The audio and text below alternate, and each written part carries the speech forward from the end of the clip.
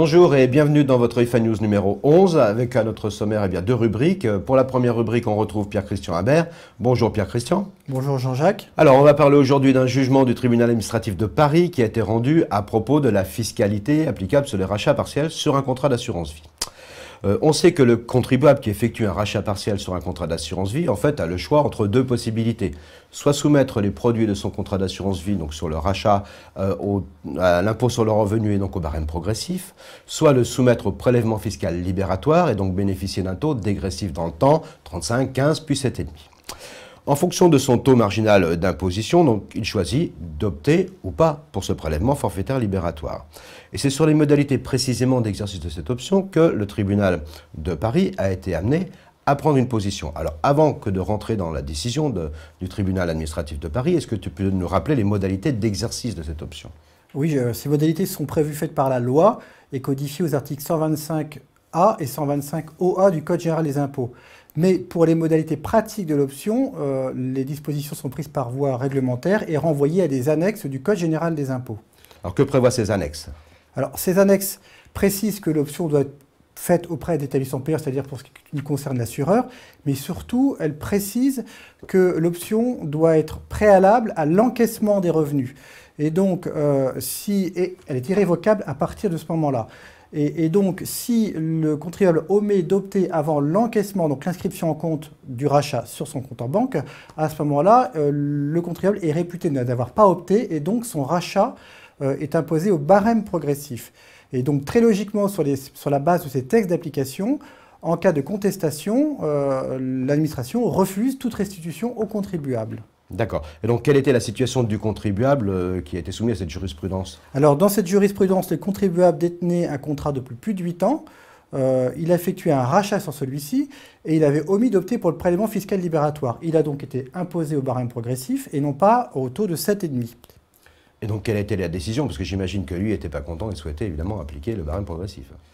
Alors, d'une manière qui n'était pas attendue, le tribunal administratif de Paris a décidé à donner gain de cause aux contribuables en estimant que le texte d'application à la loi donc, avait ajouté des conditions à l'option au PFL et a considéré que ces ajouts n'étaient pas licites. Donc, elle a donné raison au contribuable qui a pu donc se faire restituer la différence entre le taux de l'impôt payé et le taux de 7,5. D'accord. Alors, qu'est-ce qu'on peut tirer comme conclusion de cette décision du tribunal? Alors, dans tous les cas, pardon Jean-Jacques, dans tous les cas, le contribuable doit bien vérifier avant d'effectuer un rachat s'il a intérêt ou non d'opter pour le prélèvement fiscal libératoire. Maintenant, avec cette jurisprudence, on sait que si jamais il se trompe et qu'il s'en aperçoit ultérieurement, il pourra porter réclamation devant l'administration et se faire restituer la différence. Donc, un droit à l'erreur pour le contribuable. Exactement. Merci Pierre-Christian. On se retrouve tout de suite pour la deuxième rubrique avec Rosemary.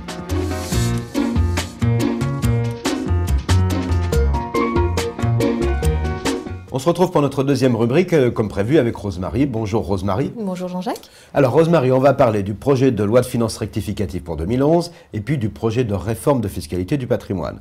On sait que les contours et les décisions importantes, enfin les souhaits importants du gouvernement ont été actés en Conseil des ministres le 11 mai, que ce sera soumis en débat à l'Assemblée nationale courant juin pour être, a priori, finalement voté mi-juillet. Alors quelles sont les grandes décisions ou les grandes tendances de cette réforme ? Alors effectivement, la réforme de la fiscalité du patrimoine, c'est l'un des objectifs principaux de ce projet de loi de finances rectificative. En fait, les mesures vont essentiellement se concentrer sur une révision des modalités d'imposition des hauts patrimoines. Les mesures principales vont concerner la suppression du bouclier fiscal ainsi que l'allègement de l'ISF. Donc en contrepartie, pour pouvoir financer cette réforme qui va coûter plus de 1,7 milliard d'euros à l'État, on va aussi demander une contribution à ces détenteurs de haut patrimoine et venir modifier un certain nombre de mesures qui existaient donc avant la loi TEPA. Il s'agit essentiellement d'une augmentation des droits de succession en ligne directe pour les 2 dernières tranches du barème d'imposition. Donc on parle effectivement de supprimer les réductions de droits de donation qui sont accordées en fonction de l'âge du donateur. Donc les fameux 30% de réduction au-delà de 70 ans, 50% avant 70 ans, donation en pleine propriété. Tout à fait. Et on évoque aussi la possibilité d'augmenter le délai de rappel des donations, qui serait donc non plus fixé à une fois tous les 6 ans, mais à une fois tous les 10 ans. On maintiendrait l'abattement de 159 325 €. Donc on se retrouvera en fait dans la situation qui était avant 2006, quoi. Tout à fait. Alors, outre dont tu en as parlé, la suppression du fameux bouclier fiscal, donc qui était si compliqué, qui a été mis en place en 2005 et qui commençait, semble-t-il, à produire quand même quelques effets, qui visait pour autant à limiter donc l'imposition, l'impôt sur la totalité des revenus, à le limiter à 50%, donc la totalité des impôts sur la totalité des revenus. Oui. Ben ça sera fini a priori. Et qu'en est-il de l'ISF? Qu'est-ce qui va se passer au niveau de l'ISF? Alors, pour l'ISF, ce qu'il faut d'abord indiquer, c'est que le système de plafonnement qui était donc prévu et qui plafonnait l'ISF en fonction de son poids cumulé avec celui de l'impôt sur le revenu va être supprimé. Donc, en parallèle, son barème va être simplifié. À compter de 2011, la première tranche d'imposition va être supprimée. Les contribuables qui se retrouvaient compris avec un patrimoine net taxable entre 800 000 et 1 300 000 € ne paieront plus cet impôt. À partir de 2012, par contre, effectivement, les barèmes vont être allégés. On passe donc de 6 taux à 2 taux, qui autrefois allaient de 0,5 à 1,8%. Désormais, pour les contribuables qui auront un patrimoine net taxable compris entre 1 300 000 et 3 millions d'euros, ils seront taxés à 0,25 et ceux qui auront un patrimoine net taxable au-delà de 3 millions d'euros à 0,50. Donc une simplification et un allègement de cet ISF, qui est un peu la contrepartie de la suppression du bouclier fiscal. Par contre, il n'y a plus d'effet de seuil, hein, je crois, c'est ça, hein?